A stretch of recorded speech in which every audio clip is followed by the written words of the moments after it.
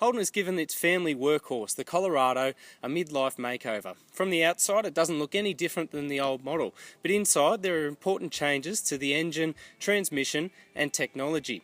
We've come to rural Victoria to see what it's like. The biggest changes in the Colorado range are inside the engine bay. A more powerful 2.8 litre turbo diesel engine is now the sole option across the lineup, producing 147 kilowatts and 500 newton metres in automatic guise. There's also a new 6-speed manual gearbox which replaces the old 5-speed, and tweaks have been made to the 6-speed automatic. The Colorado is available in 3 different body styles and 4 trim levels. We spent most time behind the wheel of the 4x4 LTZ crew cab.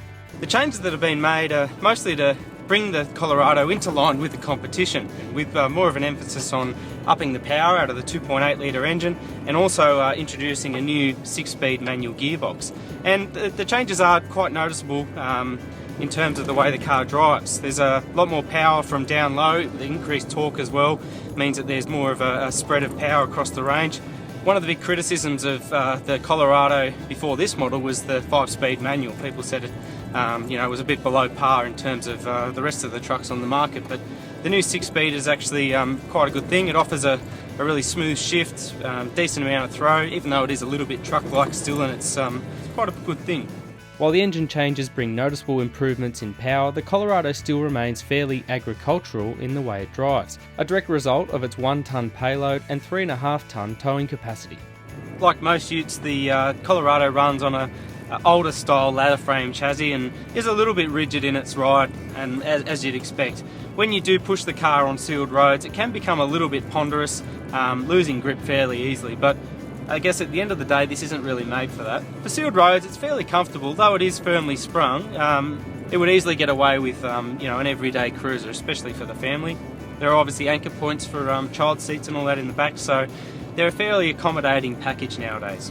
The entire Colorado range of course comes with a 5-star ANCAP safety rating, but the higher models now also get side impact protection, which is another redeeming feature for these utes, which traditionally, until late, have only had 4-star ratings at best.